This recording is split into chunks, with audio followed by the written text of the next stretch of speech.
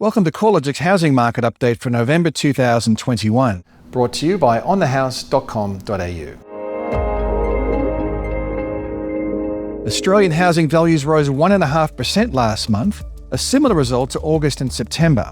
However, the trend shows the market's continuing to slowly lose momentum since moving through a peak monthly rate of growth in March of 2021, when values were up 2.8%. Across the broad regions of Australia, market conditions are starting to show some diversity. Perth recorded its first negative monthly result since June of last year, with values nudging 0.1% lower. At the other end of the spectrum, Brisbane has taken over as the fastest growing market, with housing values up 2.5% in October. This was followed by Adelaide and Hobart, with both markets increasing 2% in value over the month. In Sydney and Melbourne, the monthly rate of growth has more than halved since the highs seen in March of 2021, when they reached a monthly growth rate of 3.7% and 2.4% respectively. Across the regional markets, New South Wales and Queensland led the pace of capital gains, while Western Australia was the only broad-based rest of state region to record a marginal fall in housing values. Slowing growth conditions are a factor of worsening housing affordability, rising supply levels, and less stimulus. Housing prices continue to outpace wages by a ratio of about 12 to 1, which is one of the reasons why first home buyers are becoming a progressively smaller component of housing demand. New listings have surged by 47% since the recent low in September, and housing-focused stimulus, such as the Home Builder Grant and stamp duty concessions, have now expired. Combining these factors with a subtle tightening of credit assessments, which went live on November 1st, and it's highly likely the housing market will continue to gradually lose momentum.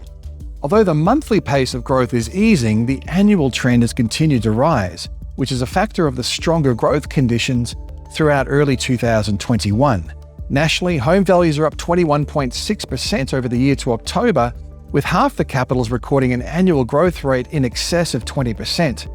Across the broad regions of Australia, regional Tasmania has led the nation for the pace of annual capital gains, with dwelling values rising by 29.1%. Unit markets have generally continued to record a lower rate of growth relative to houses, with this trend most evident in the annual results. In the largest capitals, Sydney house values are up a stunning 30.4%, compared with a 13.6% rise in unit values, while in Melbourne, house values rose by 19.5% over the year, compared with a 9.2% gain in unit values. This trend is less evident across regional areas of Australia, where the performance gap between houses and units is relatively small. As housing becomes less affordable, we expect to see more demand deflected towards the higher density sectors of the market, especially in Sydney, where the gap between median house values and median unit values is now close to $500,000. With investors becoming a larger component of new housing finance, we may see more demand flowing into medium and high density properties. Additionally, investor demand across the unit sector could be bolstered as overseas borders open, which is likely to have a positive impact on rental demand, especially across inner-city unit precincts. From a supply perspective, property listings are finally starting to lift, albeit from an extremely low base. Persistently low levels of housing inventory have been a central factor in the upwards pressure on housing prices. Vendors have enjoyed extremely strong selling conditions, while buyers have had limited opportunities to deliberate on a purchasing decision or negotiate on the price. Those conditions are gradually starting to change, with new listings trending sharply higher through spring and total advertised stock levels now lifting from recent record lows.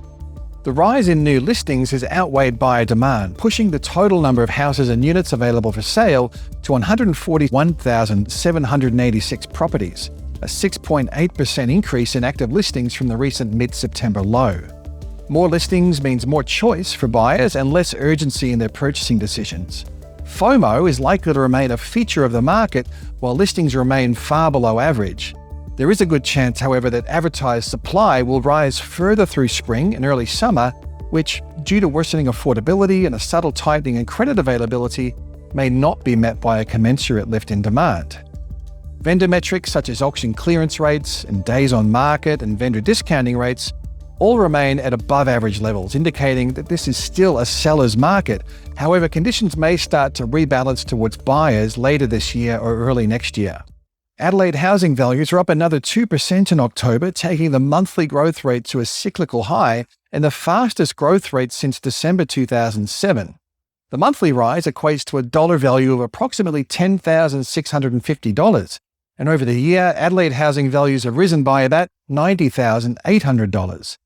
A significant gap has opened up between house and unit values, with houses increasing in value by 22.5% over the year, while unit values are up only 5.7%.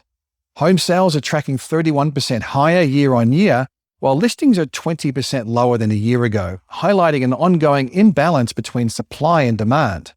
Across the sub-regions, Adelaide's most expensive region, Burnside, has led the annual pace of gains, up 32.5%, while the softest growth conditions have been in Adelaide City, where a weak unit sector has dragged the performance lower, achieving a 3.5% rise over the year. Overall, Australia's housing market is continuing to record an above-average rate of growth, but there are clear signs the market is continuing to cool. Not only is the rate of growth still easing, but we are also seeing more listings coming on the market at a time when housing demand is likely to be dented by tighter credit conditions and worsening affordability. Looking forward, downside risks for the housing sector are rising. Along with worsening affordability and higher supply, there's also the potential for a further tightening in credit policy, and off the back of strong inflation readings, the potential for an early rate hike is a possibility. This month, APRA's 50 basis point lift in the serviceability buffer comes into effect. While we don't expect this will have a remarkable impact on mortgage demand or housing activity, there is the risk that, in response to housing credit rising at a faster pace than income growth, additional credit restrictions could be introduced down the track.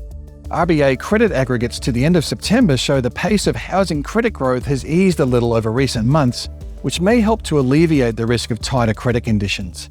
However, a further rise in high debt-to-income ratio lending, or a further lift in the housing component of household debt, could be the trigger for further tightening.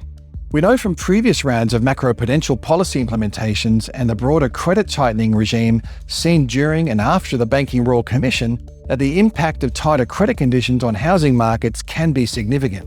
The trajectory of interest rates will be a central factor in the housing market's performance over the medium to longer term.